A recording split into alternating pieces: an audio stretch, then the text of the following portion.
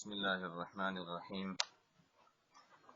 الحمد لله رب العالمين حمدا كثيرا طيبا مباركا فيه مباركا عليه كما يحب ربنا ويرضى جل جلاله وعم نواله، والصلاة والسلام على السيد الحبيب المصطفى وعلى آله وصحبه نجوم الهدى قادة التقى، أما بعد. اللهم انفعنا بما علمتنا وعلمنا ما ينفعنا.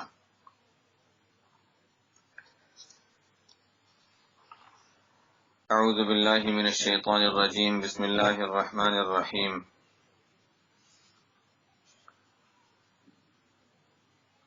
ان علینا للہدی وان لنا للآخرۃ والأولی.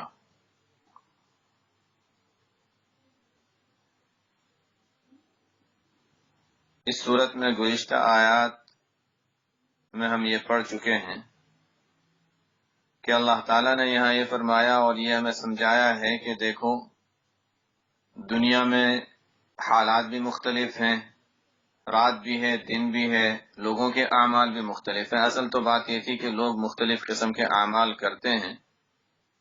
جو شخص اللہ کا مقرب بننا چاہے، اللہ کی رضا حاصل کرنا چاہے، اس کے لیے کچھ اللہ نے راستے بیان فرمائے ہیں کہ یہ کام کرنے ہیں اور ان کاموں سے بچنا ہے، جن میں بنیادی چیزیں گزشتہ ہفتے آ چکی تھیں کہ یؤتی مال، جو گزشتہ ہفتے اس کا تذکرہ آ گیا تھا کہ جو نیک اعمال کرتا ہے تو اس کو یہ چیزیں کرنی ہوتی ہیں.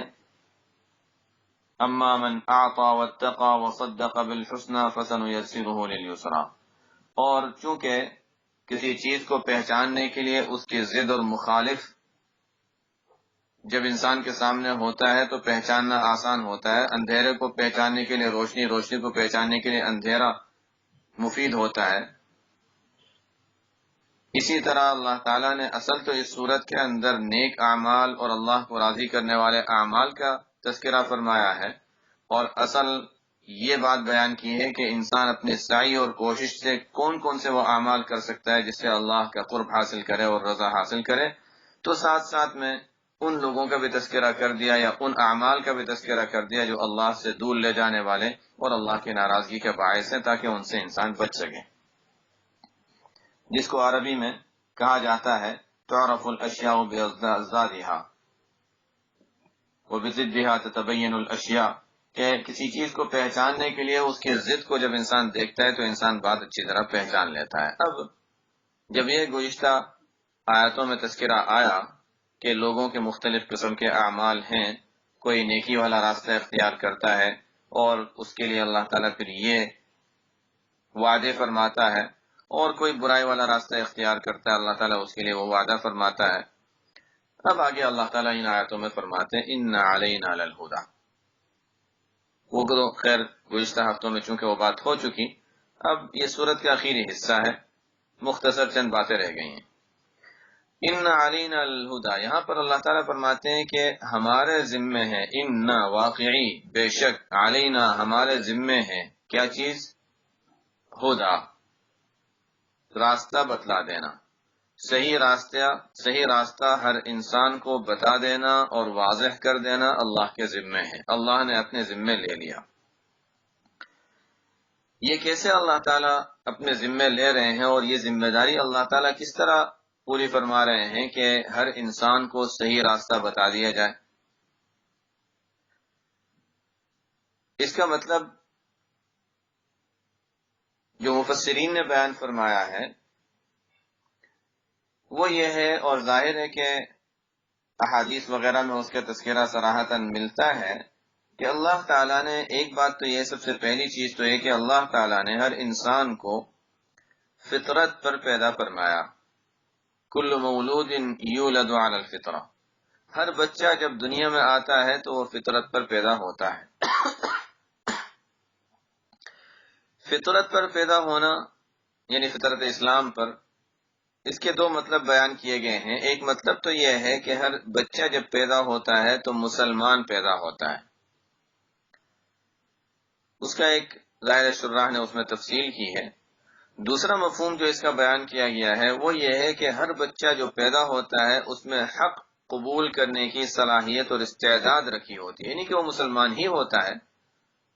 ظاہر بچہ بھی اگر غیر مسلم خاندان میں ہے تو اس کو جب اسلام کی دعوت اس تک پہنچے گی تو وہ کلمہ پڑھے گا، اسلام میں سمجھ کر داخل ہوگا تو کہا جائے گا کہ ابھی مسلمان ہوا ہے۔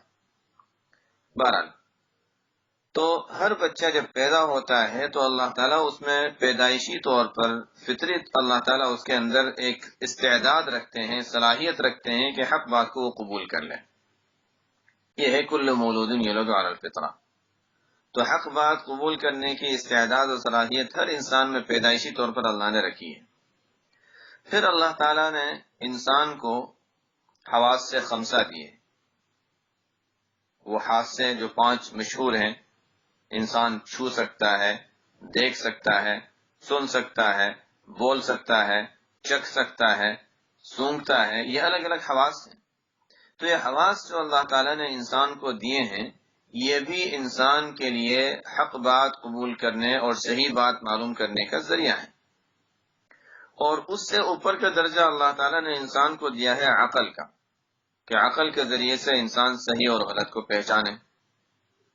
اور بہت سی باتیں وہ ہیں جو انسان اپنی عقل سے نہیں پہچان سکتا بہت سی مرتبہ، لیکن پھر بھی صحیح غلط کی بہت سی پہچان انسان حاصل کر لیتا ہے۔ لیکن بعض باتیں انسان اپنی عقل سے نہیں پہچان سکتا تو اللہ تعالیٰ نے انبیاء علیہم السلام کو دنیا میں بھیجا، اور انبیاء علیہم السلام پر کتابیں نازل فرمائیں۔ ان انبیاء کے جانے کے بعد ان کے وارثین آئے، ان کے نائبین آئے، اور اب تک اللہ تعالیٰ نے وہ سلسلہ جاری فرمایا ہے کہ حضور صلی اللہ علیہ وسلم کی دعوت، آپ کی تعلیمات، آپ کی بیان کی ہوئی باتیں اب تک دنیا میں عام ہیں، پھیلی ہوئی ہیں اور کتابوں میں محفوظ ہیں، اور اس کو عام لوگوں میں بیان بھی کیا جاتا ہے اور اس کا تذکرہ بھی کیا جاتا ہے۔ یہ وہ باتیں ہیں جن کو اللہ تعالیٰ فرماتے ہیں کہ دیکھو حق بات لوگوں تک پہنچا دینا یہ ہم نے ہمارے ذمے لے لیا ہے۔ ان علینا للہدی، بات واضح ہے، کوئی اشکال کی بات نہیں ہے اس میں۔ لیکن بعض علماء کا کہنا یہ ہے کہ ان علینا للہدی میں اس سے بھی آگے ایک مفہوم ہے کہ ایک وقت ہر انسان پر ایسا آتا ہے کہ اللہ تعالیٰ اس کے دل میں گویا ہدایت کو ڈال دیتے ہیں کہ دیکھو یہ صحیح چیز ہے، یعنی صرف ظاہری معلومات نہیں اور ظاہری معلومات حاصل کرنے کے اسباب نہیں، بلکہ دل میں اللہ تعالیٰ حق بات ڈال دیتے ہیں۔ اس وقت انسان کا اصل امتحان آتا ہے کہ وہ حق بات کو قبول کرتا ہے یا خواہشات کو قبول کرتا ہے، صحیح راستے پر جاتا ہے یا اپنی خاندان کو جن چیزوں میں دیکھا اور جو مزے کی چیزیں ہیں، انسان کا جس طرف دل مائل ہوتا ہے اور خواہشات جس طرف انسان کو لے جاتی ہیں اس طرف جاتا ہے۔ یہ انسان کے لیے امتحان کا وقت آتا ہے۔ انسان جب غلط راستے کو اختیار کر لیتا ہے تو اب اس میں وہ صلاحیت کمزور ہونے لگ جاتی ہے۔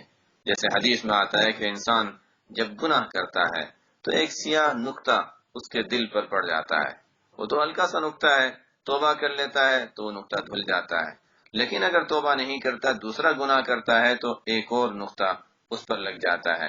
گناہ کرتے کرتے اس کے دل پر سیاہ نقطے لگتے جاتے ہیں، حتیٰ کہ وہ سیاہی اور وہ ظلمت اس کے پورے دل کو گھیر لیتی ہے۔ پھر ایک وقت وہ آتا ہے کہ اللہ تعالیٰ اس کے دل پر مہر لگا دیتے ہیں کہ اب ہدایت کی بات اور خیر کی بات، نیکی کی بات اس کے دل میں اترتی نہیں ہے۔ ان علینا للہدی، ہمارے ذمے ہے صحیح راستہ لوگوں کو بتا دینا۔ پھر اگر مانے انسان تو اس کا فائدہ ہے، نہیں مانتا تو اس کا نقصان ہے۔ بعض روایتوں میں بڑی عجیب بات بیان فرمائی ہے۔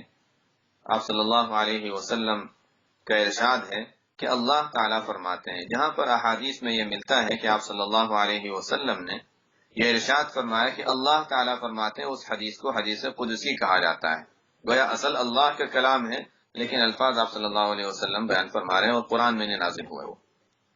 تو احادیث ہیں، حدیث قدسی ہیں، جن میں اللہ تعالیٰ کا یہ ارشاد ہے کہ بڑا عجیب مضمون ہے۔ اس کا خلاصہ یہ ہے کہ اللہ تعالیٰ فرماتے ہیں کہ دیکھو اگر تمام انسان، آدم علیہ السلام پہلے انسان سے لے کر آخری انسان جو قیامت تک دنیا میں آنے والے ہیں، تمام کے تمام انسان سب شروع سے لے کر اخیر تک سب کے سب، اس میں جنات بھی شامل ہو جائیں، تمام کے تمام جنات، وہ سب کے سب اس طرح بن جائیں جیسے دنیا کا سب سے بڑا اور متقی پرہیزگار شخص ہو، یعنی ظاہر وہ آپ صلی اللہ علیہ وسلم تھے۔ تو اگر تمام کے تمام اس درجے کے بزرگ اور نیک اور اولیاء بن جائیں، اللہ تعالیٰ فرماتے ہیں کہ ما زاد ذالک فی ملکی شیء، یہ چیز میری بادشاہت میں تھوڑا بھی اضافہ نہیں کرتی، مجھے کوئی فائدہ نہیں ہوتا۔ اللہ تعالیٰ بندوں کے ہدایت قبول کرنے اور توبہ کرنے اور اعمال صالحہ کرنے پر خوش ہوتے ہیں بندوں کے فائدے کے لیے۔ اللہ تعالیٰ فرماتے ہیں تم جتنے بھی نیک بن جاؤ، آدم علیہ السلام سے آخری انسان تک دنیا میں آنے والے تمام افراد اگر سب سے بڑے متقی اور پرہیزگار بن جائیں، جتنا دنیا میں سب سے بڑا بزرگ کوئی گزرا ہو اس درجے کے ہو جائیں، اللہ تعالیٰ فرماتے ہیں مجھے کوئی فائدہ نہیں۔ اور اس کے برعکس فرماتے ہیں اللہ تعالیٰ کہ اگر تم تمام کے تمام آدم علیہ السلام اول انسان سے لے کر آخری انسان تک سب کے سب ایک سب سے بدترین شخص، بظاہر اللہ تعالیٰ نے جن کو پیدا کیا ان میں ابلیس کو سب سے زیادہ افجر بنایا، تو اس شخص کے طرح ہو جائیں، سب کا دل اس کی طرح ہو جائے، سب کے اعمال اس کی طرح ہو جائیں، اللہ تعالیٰ فرماتے ہیں کہ میری بادشاہت میں ذرہ برابر بھی کوئی نقص واقع نہیں ہوتا اس سے، مجھے نہ کوئی نقصان ہے تمہارے برے اعمال سے، نہ مجھے کوئی فائدہ ہے تمہارے نیک اعمال سے۔ فرمایا اللہ تعالیٰ فرماتے ہیں تو تمہارے اعمال میں تمہارے لیے رکھتا ہوں، تم عمل کرتے ہو تمہیں ہی اس کی جزا ملے گی، یا برے عمل کرو گے تمہیں اس کی سزا ملے گی، مجھے کوئی فائدہ کوئی نقصان نہیں۔ روایت تو مفصل ہے، لیکن بہرحال یہ آگے اللہ تعالیٰ فرماتے ہیں وَإِنَّ لَنَا لَلْآخِرَةَ وَالْأُولَىٰ، اب ہدایت پر تم چلو نہ چلو تمہارا معاملہ ہے، مجھے کوئی فرق نہیں پڑ رہا ہے۔ إِنَّ لَنَا لَلْآخِرَةَ وَالْأُولَىٰ، اور ہمارے ہی اختیار میں ہے، ہمارے ہی ملکیت میں ہے، ہمارے ہی تصرف میں ہے آخرت بھی اور دنیا بھی۔ دنیا میں جو کچھ ہو رہا ہے ہمارے اختیار سے ہوتا ہے، آخرت میں جو کچھ ہوگا ہمارے اختیار سے ہوگا۔ سوال یہ ہے کہ جب دنیا میں ہر چیز اللہ کے اختیار میں ہے تو اللہ تعالیٰ نے ہر شخص کو ہدایت کیوں نہیں دے دی؟ ان علینا للہدی، ہدایت اللہ کے ذمے نہیں، راستہ بتلانا اللہ کے ذمے ہے، تو صرف راستہ بتلانے کی وجہ سے اللہ تعالیٰ ہدایت ہی دل میں ڈال دیتے، ہر ایک کو مؤمن ہی بنا دیتے، لیکن اللہ تعالیٰ نے اس طرح نہیں کیا۔ یہ ہدایت کوئی ایسی چیز نہیں ہے کہ مجبوراً سب کو قبول کرنی پڑے۔ وَلَوْ شَاءَ رَبُّكَ لَآمَنَ مَنْ فِي الْأَرْضِ كُلُّهُمْ جَمِيعًا، اللہ چاہتے تو دنیا کا ہر شخص مؤمن ہوتا، لیکن اللہ تعالیٰ نے اس طرح نہیں کیا۔ اللہ تعالیٰ نے دنیا کا نظام اس طرح رکھا کہ دیکھو صحیح راستہ بھی تمہیں بتا دیا، غلط راستہ بھی بتا دیا، تمہاری مرضی ہے، تم دنیا کو اختیار کرو یا آخرت کو اختیار کرو۔ اللہ تعالیٰ نے دنیا کا نظام بھی باقی رکھا، دنیا دار دنیا کے نظام کو چلائیں گے اور دین دار جو ہیں وہ آخرت میں جنت کے مزے اڑائیں گے۔ دنیا کمانے کے لیے اور دنیا کی رونق بڑھانے کے لیے کچھ دنیا کے افراد ہیں، اور آخرت میں رونق اور آخرت کی زینت اور وہاں کے مزے حاصل کرنے کے لیے وہ لوگ ہیں جو دنیا کی زینت اور دنیا کی راحت سے اور دنیا کے مزے والی چیزوں سے دور رہ کر آخرت کے مزے لینا چاہتے ہیں۔ ہاں بعض ایسے بھی ہوں گے جن کو اللہ تعالیٰ دنیا آخرت دونوں میں ہر طرح کی نعمتیں دیتا ہے۔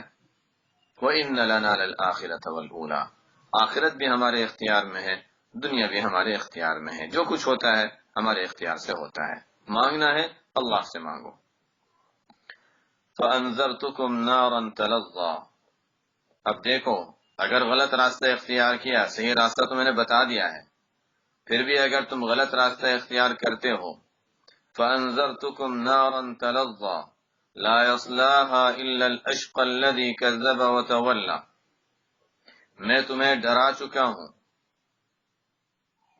ڈرا چکا ہوں ایسی آگ سے جو تلظّیٰ شعلہ زن ہوگی، جس میں سے شعلے آگ کے نکلتے ہوں گے، بھڑکتی ہوئی آگ ہوگی، اور اس آگ میں داخل نہیں ہوگا مگر وہی شخص جو سب سے بڑا بدبخت ہے۔ وہ سب سے بڑا بدبخت کون ہے؟ وہ سب سے بڑا بدبخت کون ہے؟ الاشقا، دیکھو ایک ہوتا ہے شقی بدبخت، ایک ہوتا ہے الاشقا بڑا بدبخت۔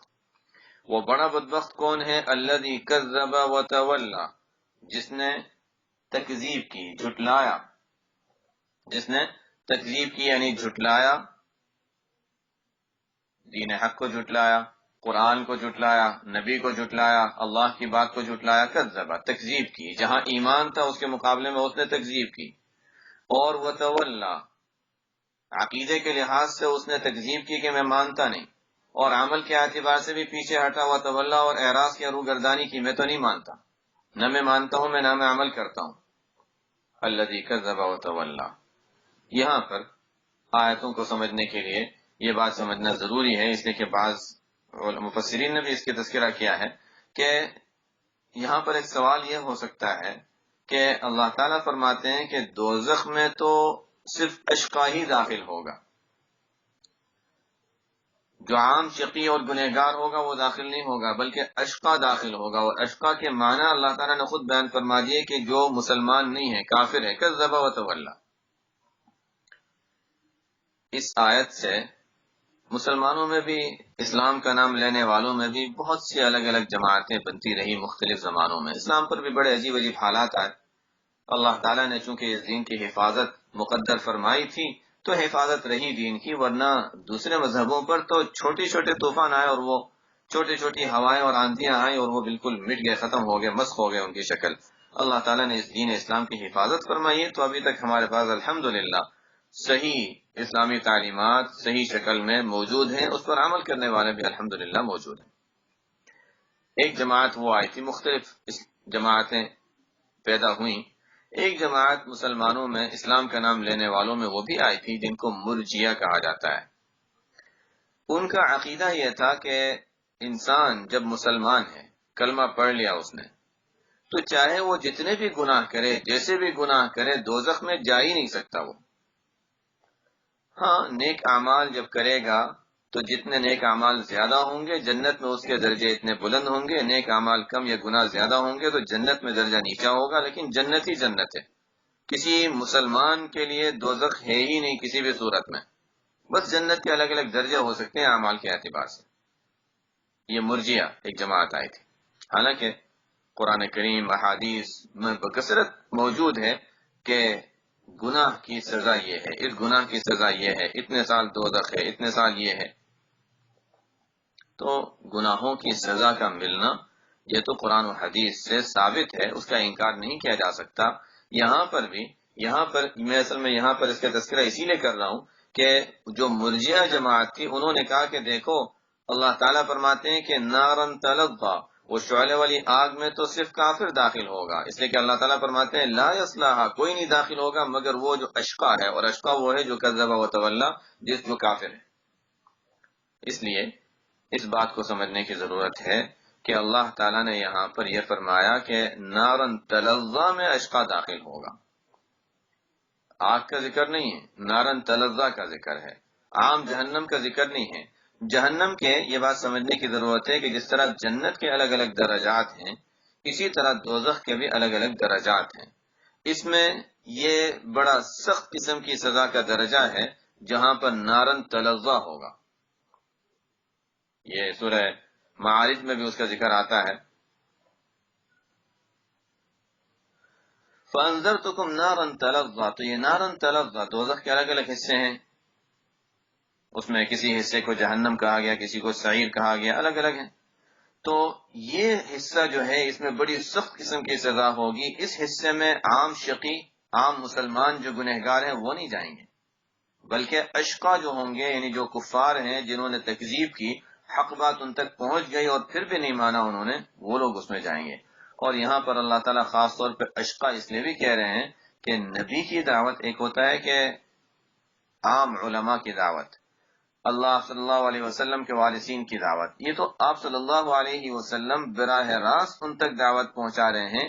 سید الرسل کی دعوت حق واضح ہو چکا، اس کے باوجود انکار کیا، تو ظاہر ہے ان کے اشقا ہونے میں کیا شک ہے۔ تو اس نار تلظا میں تو اشقا داخل ہوں گے، ہم اس کو خاص نہیں کریں گے آپ صلی اللہ علیہ وسلم کے زمانے کے ساتھ، اور نہ آپ صلی اللہ علیہ وسلم کے زمانے کے کوئی خاص لوگوں کے ساتھ، بلکہ قرآن نے کہہ دیا کہ اشقا سے مراد کذب وتولا ہے۔ اس کا مطلب ہے کہ کفار اس دوزخ میں داخل ہوں گے جس کا نام تلظا ہے، اور یہ تلظا جس میں سخت قسم کا عذاب ہوگا، آگ اس میں براہ راست ان کو لگے گی اور سخت قسم کی سزا ہوگی، اس میں کفار ہی داخل ہوں گے۔ مسلمان دوزخ میں نہیں جائیں گے، یہ اس آیت سے ثابت نہیں ہوتا۔ اس آیت سے بس اتنا معلوم ہوتا ہے کہ نار تلظہ میں وہ داخل ہوگا جو غیر مسلم ہوگا، جس کو اشقا کہا گیا ہے۔ باقی یہ بات ذہن میں رہنے کی ضرورت ہے کہ کوئی مسلمان، اللہ تعالیٰ نے مسلمانوں کے لیے گناہ کی معافی، جو اہل ایمان ہیں، مؤمن ہیں، ان کی گناہوں کی معافی کے لیے ضابطہ رکھا ہے۔ ایک ضابطے میں ایک بات تو یہ ہے کہ دنیا میں انسان توبہ استغفار کر لے۔ توبہ استغفار انسان کے گناہوں کو معاف کرنے والی چیز ہے، اور اعمال صالحہ سے بھی گناہ معاف ہوتے ہیں، لیکن کبائر گناہ کے لیے تو توبہ کی شرط قرآن میں آتی ہے، الا من تاب۔ تو توبہ استغفار دنیا میں انسان کر لے تو آخرت کی سزا سے بچ سکتا ہے۔ اور اگر اسی لیے سونے سے پہلے احادیث میں بھی اس کا ذکر ملتا ہے، اور اس کا اہتمام کرنا چاہیے کہ سونے سے پہلے انسان روزانہ، ویسے تو دن میں بار کثرت سے استغفار کرتا ہی رہے، اور سید الاستغفار یاد ہو تو اس کا بھی اہتمام کرنا چاہیے۔ ایک استغفار ہے جس کو آپ صلی اللہ علیہ وسلم نے سید الاستغفار فرمایا، تمام استغفار کا سردار ہے۔ اللہم انت ربی لا الہ الا انت خلقتنی وانا عبدک وانا علی عہدک ووعدک ما استطعت اعوذ بک من شر ما صنعت ابوء لك بنعمتك علی وابوء بذنبی فاغفر لی فانه لا یغفر الذنوب الا انت۔ یہ سید الاستغفار ہے، اس کو مفہوم کے ساتھ، مفہوم ذہن میں رکھتے ہوئے اس کو پڑھا جائے، بڑے یعنی بہت مفید ہے، اور گناہوں کی معافی کے لیے اللہ تعالیٰ نے ہمیں ایک بہت بڑا وظیفہ دیا ہے۔ اس کے علاوہ مختصر بھی استغفار ہے جو آپ صلی اللہ علیہ وسلم سے ثابت ہے، اور گناہوں کی معافی اس پر مرتب ہوتی ہے۔ استغفر اللہ الذی لا الہ الا هو الحی القیوم واتوب الیہ، یہ بھی بڑا مفید، یعنی بہت زیادہ قوی استغفار اللہ تعالیٰ نے ہمیں دیا ہے، جس سے گناہوں کی معافی، اللہ تعالیٰ نے گناہوں کی معافی کے لیے گویا کہ ہمیں بہت بہترین ایک وظیفہ دے دیا، ایک بہترین استغفار دے دیا کہ آپ صلی اللہ علیہ وسلم کی زبان مبارک سے الفاظ نکلے، اور آپ نے فرمایا کہ جو یہ پڑھے گا اس کے لیے گناہوں کی معافی۔ تو استغفار کا اہتمام ہونا چاہیے۔ اللہ تعالیٰ نے دنیا میں گناہوں کی معافی کے لیے استغفار اور توبہ رکھا، اور اگر کوئی شخص دنیا سے اس حال میں چلا گیا کہ توبہ استغفار نہیں کیا، گناہ باقی رہ گئے، تو آخرت میں ضابطے کے لحاظ سے تو اللہ تعالیٰ نے سزا رکھی ہے کہ آخرت میں سزا ملے گی۔ وہ سزا کا مقصد اس کو سزا دینا نہیں ہے، بلکہ اس سے مقصد اس کو گناہوں سے پاک صاف کرنا ہے، اس لیے کہ جنت میں کوئی گندا شخص نہیں جا سکے گا۔ اللہ تعالیٰ نے ضابطہ رکھا ہے، جنت میں کوئی گندا شخص نہیں جا سکتا ہے۔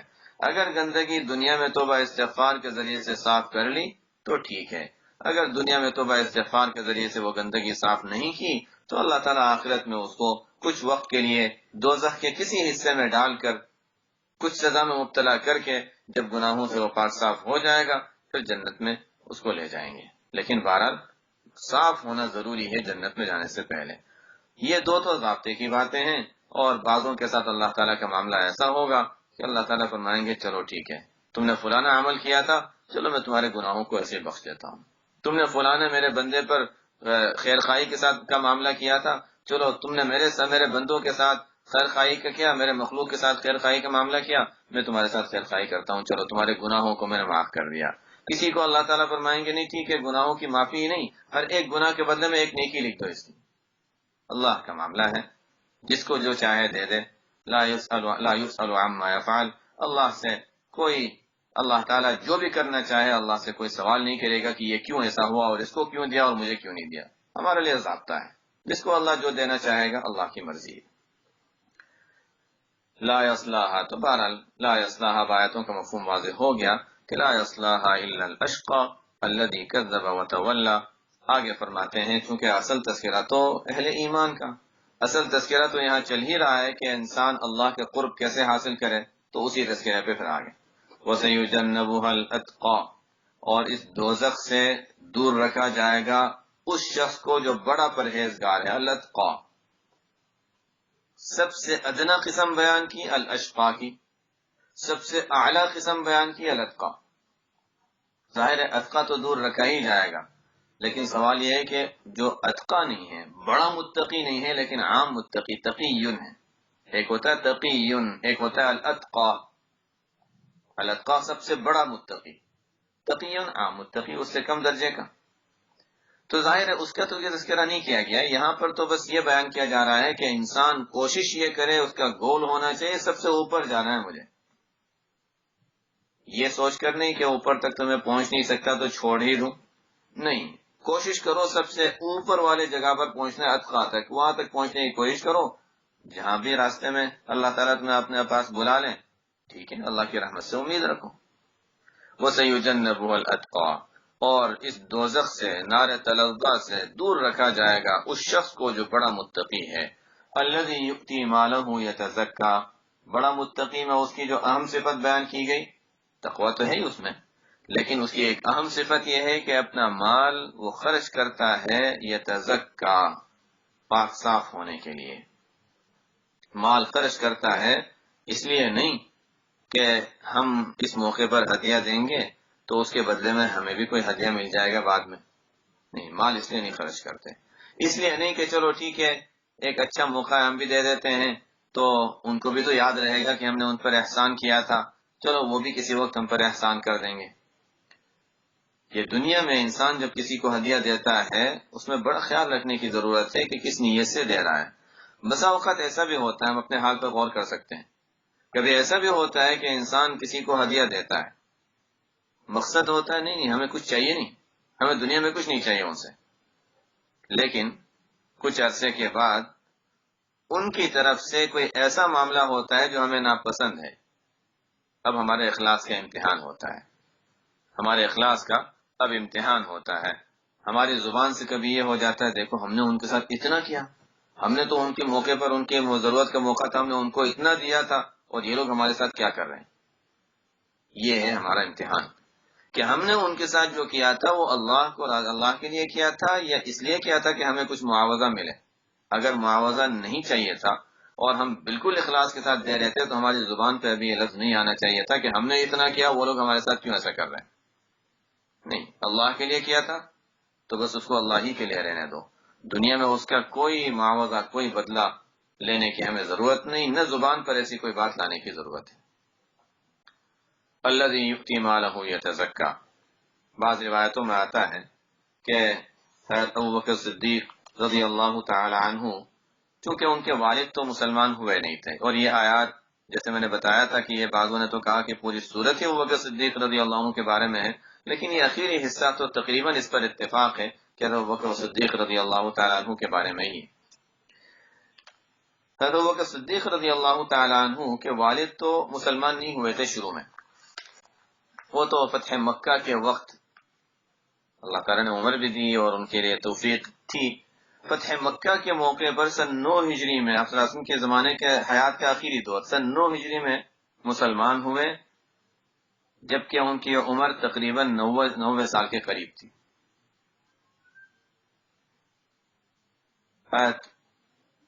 ابوبکر رضی اللہ تعالی عنہ، ہم ان کو ابوبکر ہی سے جانتے ہیں، ان کے والد ابو قحافہ رضی اللہ تعالی عنہ جو فتح مکہ کے موقع پر 90 سال، تقریباً 90 سال کی عمر میں مسلمان ہوئے.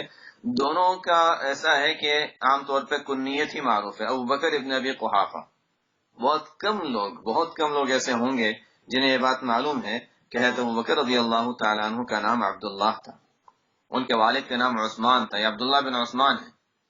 اب لوگوں کے سامنے اگر بیان کریں کہ حضرت عبداللہ بن عثمان رضی اللہ تعالی عنہ، لوگ کہیں گے پتہ نہیں کون ہے یہ عبداللہ بن عثمان. یہی عبداللہ ابوبکر رضی اللہ عنہ کا نام ہے. ابوبکر کوئی نام نہیں ہے، کنیت ہے. ابو قحافہ نام نہیں ہے، کنیت ہے. تو ابوبکر ابن ابی قحافہ یا دوسرے اگر نام کے ساتھ بیان کرے تو عبداللہ بن عثمان ہے. تو خیر یہ اخیری آیات جو ہیں یہ ہے ابوبکر رضی اللہ تعالی عنہ کے بارے میں نازل ہو رہی ہیں. وَسَيُجَنَّبُهَا الْأَتْقَى، ان کو اللہ تعالیٰ الاتقا فرما رہے ہیں کہ یہ سب سے بڑا متقی اور پرہیزگار شخص ہے اس امت کا. انبیاء کے بعد سب سے اونچا مقام حاصل کرنے والے یہ ہیں. ایک آپ صلی اللہ علیہ وسلم نے کئی روایتوں میں ان کے فضائل بیان فرمائے ہیں اور مختلف انداز سے بیان فرمائے ہیں، اور اخیر میں تو آپ صلی اللہ علیہ وسلم نے حضرت ابوبکر رضی اللہ تعالیٰ عنہ کو امام بنا کر اپنی جگہ نائب بنا دیا تھا. اخیر مرض الوفات میں جب آخری وقت آیا تھا، آپ صلی اللہ علیہ وسلم نماز نہیں پڑھا سکتے تھے، ابوبکر رضی اللہ تعالیٰ عنہ کو خاص تاکیداً حکم دیا تھا کہ نماز پڑھانی ہے. کسی کو آپ صلی اللہ علیہ وسلم نے فرمایا کہ دیکھو نماز پڑھانے کے لیے کہہ دو. ابو بکر رضی اللہ عنہ نہیں ملے، اس وقت موجود نہیں تھے. عمر رضی اللہ عنہ تھے، ان کو کہہ دیا آپ نماز پڑھا لیجئے. اب عمر رضی اللہ عنہ کو معلوم نہیں تھا کہ آپ صلی اللہ علیہ وسلم نے ابو بکر کا نام لیا ہے. جو بات پہنچانے والے تھے انہوں نے سمجھا کہ چلو ابو بکر نہیں تو عمر ہی کو کہہ دیں، اس سے کہ ان کی بات تو ان کا ہی درجہ ہے. آپ صلی اللہ علیہ وسلم نے آواز سن لی کہ عمر اللہ اکبر کہہ کے نماز شروع کر رہے ہیں. فرمایا نہیں نہیں نہیں، یأبی اللہ والمؤمنون الا ابا بکر، اللہ بھی انکار کرتا ہے، مؤمنین بھی نہیں مانیں گے، ابو بکر ہی کو سب مانیں گے. ابھی آپ حیات ہیں اور اپنی حیات میں آپ نے یہ اعلان فرما دیا کہ ابو بکر کے علاوہ کوئی آگے نہیں بڑھ سکتا. ابھی ایک روایت میں آپ صلی اللہ علیہ وسلم نے فرمایا کہ اللہ تعالیٰ نے میرے لیے آسمان میں 2 وزیر جبرائیل و میکائیل دیے، اور دنیا میں اللہ تعالیٰ نے مجھے 2 وزیر ابو بکر و عمر دیے. باقی ظاہر ہے ابو بکر رضی اللہ تعالیٰ عنہ کے فضائل تو اس پر تو مستقل یعنی تفصیلات کی ضرورت ہے. علماء نے جو کتابیں لکھی ہیں تاریخ وغیرہ کی اور سیرت وغیرہ کی، اس میں ابو بکر رضی اللہ تعالیٰ عنہ کے بارے میں بہت سی روایتیں اور آپ صلی اللہ علیہ وسلم سے ان کا جو تعلق تھا وہ سب اپنی جگہ بالکل واضح ہے. یہ سمجھنا ہمارے لیے کافی ہے کہ آپ صلی اللہ علیہ وسلم کے زمانے میں بھی لوگ ان کو افضل سمجھتے تھے، اور آپ کے انتقال کے بعد تمام صحابہ نے بالاجماع بالاتفاق ابو بکر رضی اللہ تعالیٰ عنہ کو اپنے سے سب سے بہتر قرار دے کر آپ صلی اللہ علیہ وسلم کا نائب، آپ کا خلیفہ مقرر فرما دیا. اور ان کو امیر نہیں کہا جاتا تھا، خلیفۃ رسول اللہ صلی اللہ علیہ وسلم کہا جاتا تھا. خیر، ابو بکر رضی اللہ تعالیٰ عنہ جن کا نام عبداللہ بن عثمان ہے، میں نے بتا دیا، مختصر تذکرہ ان کا کر ہی لیتے ہیں کہ ان کو الصدیق، ابو بکر الصدیق کہا جاتا ہے کہ آپ صلی اللہ علیہ وسلم کی تصدیق کرنے میں سب سے آگے، سب سے پہلے یہی ہیں. ایک حدیث میں آپ صلی اللہ علیہ وسلم نے ان کو عتیق کہا تھا، تم جنت سے آزاد ہو، تو اس لیے ان کو عتیق بھی کہا جاتا ہے. ان کے والد تو سن فتح مکہ کے موقع پر سن 9 ہجری میں مسلمان ہوئے، 90 سال کی عمر، سن 8 ہجری میں فتح مکہ والا، سن 8 ہجری میں مسلمان ہوئے، جبکہ ان کی عمر تقریباً 90 سال تھی. ان کی والدہ جن کے نام سلمہ بیان کیا جاتا ہے، سلمہ بنت زفر، یہ شروع اسلام میں مسلمان ہو گئی تھی. حضرت ابوبکر رضی اللہ تعالیٰ عنہ یہ ان کی ولادت عام الفیل کے 2.5 سال بعد ہے، یعنی تقریباً یہ آپ صلی اللہ علیہ وسلم سے 2.5 سال عمر میں کم ہے. جاہلیت میں بھی اللہ نے ان کو بڑا اونچا مقام دیا تھا، یعنی دنیاوی وجاہت، دنیاوی مال و دولت، دنیاوی منصب کے علاوہ عفت اور پاک دامنی. ان کے بارے میں منقول ہے کہ کبھی بت کو سجدہ نہیں کیا، کبھی شراب نہیں پی جاہلیت میں بھی. پھر اللہ نے بہت ہی اونچا مقام اللہ نے ان کو دیا تھا. ان کے مقام کو ہم کہاں پہچان سکتے ہیں؟ ہم عام بزرگوں کے مقام کو نہیں پہچان سکتے، ان کا ہم کیا تذکرہ کر سکتے ہیں؟ بہرحال چونکہ ان صورتوں میں، ان آیاتوں میں ابو بکر رضی اللہ عنہ کا تذکرہ چل رہا ہے، اس لیے خاص طور پر میں نے چند باتیں ان کی کہہ دی. ورنہ اس امت کے انبیاء کے بعد سب سے افضل ترین شخصیت، اس امت کے وہ شخص جن سے اللہ تعالیٰ جن کے بارے میں کچھ کلام کریں قرآن میں، لصاحبہ کے لفظ فرمائے، جن کو حضور صلی اللہ علیہ وسلم اپنا مقرب بنائے، وہ جو اس امت کے ارحم امتی بامتی ابو بکر کے، اس امت کے سب سے زیادہ، اس امت کے ساتھ سب سے زیادہ خیر خواہی کرنے والا، جن کو آپ صلی اللہ علیہ وسلم فرمائے جو عالم الناس ہو، جو اتقى الناس ہو، ان کا ہم کیا اوصاف اور کیا کمالات بیان کر سکتے ہیں. ابو بکر رضی اللہ عنہ کے والد نے ایک مرتبہ ان سے یہ کہا کہ تم یہ کمزور غلام جو کچھ کر نہیں سکتے، ایسے غلاموں کو خرید کر آزاد کرتے ہو، تمہیں یہ کیا کام دیں گے؟ یہ بعد میں جا کر نہ کچھ کمائیں گے کہ تمہیں کچھ نفع ہو. اس لیے کہ جیسے وراثت ہوتی ہے، اس طرح غلام جب مر جاتا ہے تو غلام کے مرنے کے بعد اس کا جو مال ہوتا ہے، چونکہ اس کے لینے والے کوئی اس کے وارث رشتہ دار تو ہوتے نہیں، تو آقاؤں کو ملتا تھا، جس کو ولا کہا جاتا تھا. کتب فقہ میں اس کی تفسیر آتی ہے. تو ان کے والد نے یہ کہا کہ دیکھو تم، یعنی جس طرح اسلام میں یہ احکام ہے، جاہلیت میں بھی اس طرح کی چیزیں تھیں. تو ان کے والد نے ان کو یہ کہا، ابو قحافہ رضی اللہ عنہ نے، جو اس وقت مسلمان نہیں تھے، ظاہر ہے مکہ کا دور تھا، یہ کہا تم اتنے کمزور غلاموں کو خرید کر آزاد کرتے ہو، تو کوئی طاقتور غلام ہو، کوئی مضبوط ہو، کوئی ایسا ہو جس میں کمانے کی صلاحیت، قابلیت ہو، ایسے لوگوں کو آزاد کرو تو آگے کچھ کام بھی دے. ابو بکر رضی اللہ عنہ نے فرمایا کہ نہیں، میں اس لیے غلام آزاد کرتا ہی نہیں، میں تو صرف اللہ کی رضامندی حاصل کرنے کے لیے غلام آزاد کرتا ہوں. مجھے کوئی انما اريد ما عند اللہ، یہ ان کا جواب تھا، انما اريد ما عند اللہ، اللہ کے پاس سے جو ملے گا مجھے تو وہ چاہیے، مجھے دنیا میں کچھ نہیں چاہیے۔ وما لأحد الذي يؤتي ماله يتزكى، جو اپنا مال خرچ کرتا ہے اپنے آپ کو پاک صاف کرنے کے لیے۔ تزکیہ کے معنی پاک کرنے کے بھی آتے ہیں، تزکیہ کے معنی بلند اور بڑھانے کے بھی آتے ہیں۔ تو انسان جب مال دیتا ہے تو اس سے اپنے آپ کو، اپنے نفس کو بخل سے اور لالچ سے پاک بھی کرتا ہے، گناہوں سے اپنے آپ کو پاک بھی کرتا ہے، اس کا مال بھی گندگیوں سے پاک ہو جاتا ہے اور انسان کا درجہ بلند بھی ہوتا ہے۔ تو یہ تزکیہ میں سب کچھ آ گیا۔ وما لأحد عنده من نعمت تجزا، اور آگے اللہ تعالیٰ فرماتے ہیں کہ کوئی یہ نہ سمجھے کہ ان غلاموں کا ابو بکر رضی اللہ عنہ پر کوئی احسان تھا، احسان کا بدلہ دینے کے لیے ان کو یہ خرید کر آزاد کرنے پڑ رہے ہیں، ایسا نہیں ہے۔ بعضوں نے ایسا کہا تھا، اللہ تعالیٰ نے اس کا بھی جواب دے دیا، وما لأحد عنده من نعمت تجزا۔ لیکن یہ بات یاد رہے کہ ٹھیک ہے یہ آیت ابو بکر رضی اللہ عنہ کے بارے میں ہے، لیکن ہمیں اس سے جو سبق لینا ہے وہ تو عام ہے۔ ہم اس کو خاص نہیں کر لیں گے کہ جیسے ابو بکر کی بات کر لیں ہمارے بارے میں تو کچھ ہے، نہیں نہیں، ہمیں بھی یہی کرنا ہے کہ اللہ کے راستے میں خرچ کریں تو خالص اس نیت سے خرچ کریں کہ اللہ کی رضا حاصل کرنے کے لیے ہم کر رہے ہیں، دنیا کا ہمیں کوئی بدلہ نہیں چاہیے۔ اور وما لأحد عنده من نعمت تجزا، کسی کا ان پر ابو بکر پر کوئی احسان نہیں ہے جس کا بدلہ دیا جا رہا ہے۔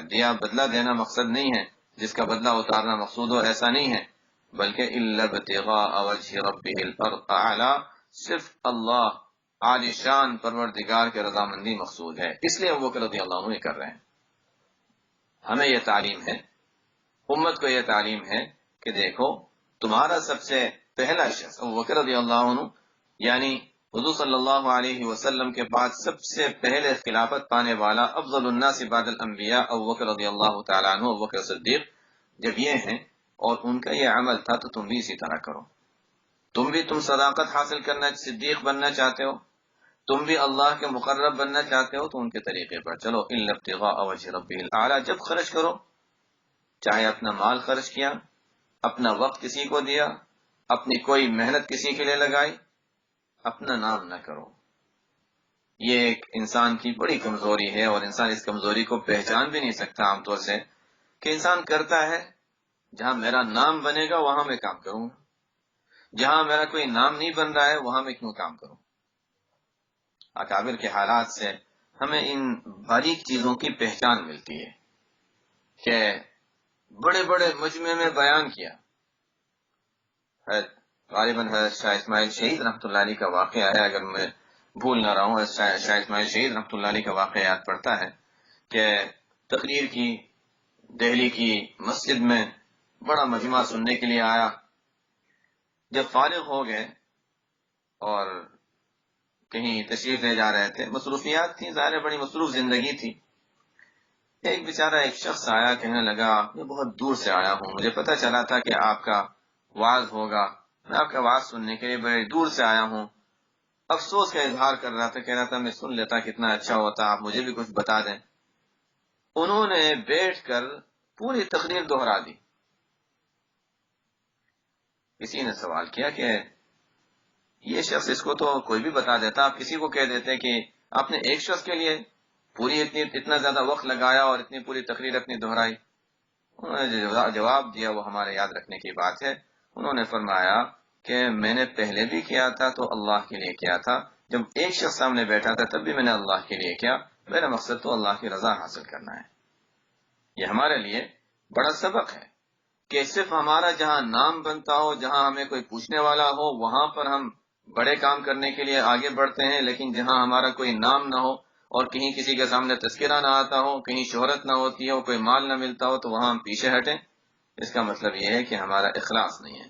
الا ابتغاء وجه ربه الاعلی ولسوف يرضى، یہ بھی عجیب آیت ہے، ولسوف يرضى، لسوف يرضى، سوف یعنی ابھی کے لیے نہیں، آگے مستقبل کے لیے کوئی چیز جب دی جاتی ہے اس کے لیے کہا جاتا ہے وَلَسَوْفَ يَرْضَى۔ اب وَلَسَوْفَ يَرْضَى، يَرْضَى وہ راضی ہوگا، کون؟ اس میں دو معنی ہیں، مفسرین نے دو احتمال بیان فرمائے ہیں۔ ایک معنی تو یہ ہے کہ وَلَسَوْفَ يَرْضَى یعنی قریب اللہ تعالیٰ ان سے راضی ہو جائیں گے، وہ اللہ کو راضی کرنا چاہ رہے ہیں نا، ابتغاء وجه رب العالی، تو اللہ تعالیٰ فرماتے ہیں کہ اچھا اللہ تعالیٰ ان سے راضی ہو جائیں گے، بے فکر رہو۔ دوسرے معنی جو مفسرین نے بیان فرمائی وہ ہے کہ وَلَسَوْفَ يَرْضَى ابوبکر رضی اللہ عنہ، جن کی بات چل رہی وہ اتقا ابوبکر رضی اللہ تعالیٰ عنہ ان قریب خوش ہو جائیں گے۔ کس پر؟ اللہ جو ان کو انعام دے گا اس پر وہ راضی اور خوش ہوں گے۔ بڑا اونچا مقام اللہ تعالیٰ نے ابوبکر رضی اللہ عنہ کا عطا فرمایا۔ اب یہاں پر ہم اگر دیکھیں، ایک بات تو اس آیت میں ہم عموم کے اعتبار سے سمجھتے ہیں جو ہمارے سبق کی بات ہے، اور پھر آگے یعنی ابوبکر رضی اللہ عنہ کے بارے میں جو کہا گیا اس کو ہم سمجھ لیتے ہیں۔ ایک تو یہ ہے ہمارے سمجھنے کی بات یہ ہے ہمارے سبق کے لیے وَلَسَوْفَ يَرْضَى کہ انسان جب نیک عمل کرتا ہے تو نیک عمل کرنے کے بعد فوراً یہ چاہتا ہے کہ ابھی ابھی مجھے اس کا کوئی اچھا بدلہ ملے۔ اللہ تعالیٰ فرماتے ہیں نہیں، تم نے اللہ کی رضا کے لیے کیا ہے، وَلَسَوْفَ يَرْضَى، آگے ایک وقت آئے گا جب اللہ تم سے راضی ہو جائے گا اور اللہ تمہیں راضی کرے گا۔ ابھی فوراً تم چاہتے ہو، جلدی چاہتے ہو، نہیں جلدی نہیں، جلدی نہ کرو۔ تم نے اللہ کے راستے میں مال خرچ کیا تو ایسا نہیں ہے کہ تم اگر ابھی خرچ کرو گے تو اس کے بدلے میں تمہارے مال تم نے $100 دیے تو $1000 تمہارے اکاؤنٹ میں خود ہی جمع ہو جائیں گے، ایسا نہیں ہونے والا۔ کچھ وقت آئے گا، یا دنیا میں یا آخرت میں، اس کے بھی کوئی وعدہ نہیں ہے۔ یا دنیا میں آئے گا، اگر دنیا میں وہ وقت نہیں آیا تو آخرت میں آئے گا۔ بہت سے ہوتے ہیں جنہوں نے خرچ کیا اور دوسرے دن انتقال ہو گیا، دنیا میں نہیں ملا ان کو۔ عام طور پر اللہ تعالیٰ دنیا میں مال کے اندر برکت دے دیتے ہیں، مال کا اضافہ کر دیتے ہیں، لیکن وہ اس طریقے سے ہوتا ہے کہ نظر نہیں آتا کہ میں نے وہ 100 دیے تھے اس کے بدلے میں 1000 ملے، بس کہیں سے 100 دیے، کہیں اور سے کوئی اور ذریعے سے 1000 مل گئے۔ دیکھنے والوں کو ایسا لگتا ہے کہ وہ 100 نہیں بھی دیتا تب بھی 1000 تو ملنے ہی والے تھے، ایسا نہیں ہے۔ بہت سی مرتبہ مال بچ جاتا ہے، انسان کو پتہ نہیں چلتا کہ یہ جانے والا تھا اور بچ گیا، پتہ ہی نہیں انسان کو، تو کیونکہ غیب نہیں جانتا۔ بہرحال ہمیں یہ سبق دیا گیا ہے کہ دیکھو جب کوئی نیک کام کرو، نماز پڑھی، یہ نہ سوچو کہ اب ہم نے نماز پڑھ لی تو ہم بزرگ بن گئے، اب ہم پر وحی اترنی شروع ہو جائے گی، الہام ہونا شروع ہو جائے گا۔ یہ نہ سوچا جائے کہ اچھا ہم نے خرچ کیا اللہ کے راستے میں تو اچھا اب ہمارے لیے اللہ تعالیٰ مختلف قسم کے روزیوں کے دروازے کھول دیں گے کہ $100 ہم نے اللہ کے راستے میں دے دیے تو ہمارے اوپر تو ہزاروں آنے لگیں گے۔ وَلَسَوْفَ يَرْضَى، آئندہ ایک وقت آئے گا جب اللہ تعالیٰ کی طرف سے تمہارے لیے رضا ہوگی اور اللہ تعالیٰ تمہیں اتنا دے گا کہ تم خوش ہو جاؤ گے۔ وہ آئندہ کب ہوگا؟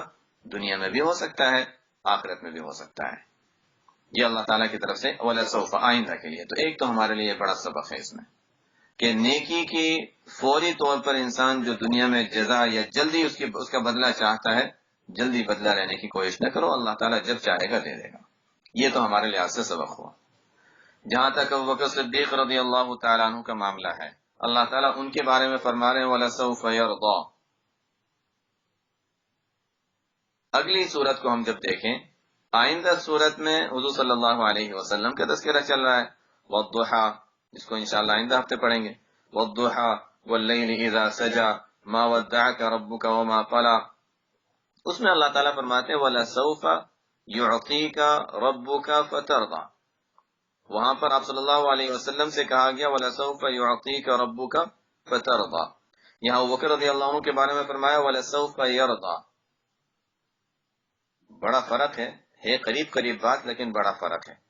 ابوبکر صدیق رضی اللہ تعالیٰ عنہ کے لیے اللہ تعالیٰ غائب کا صیغہ استعمال فرما رہے کہ وہ راضی ہو جائے گا۔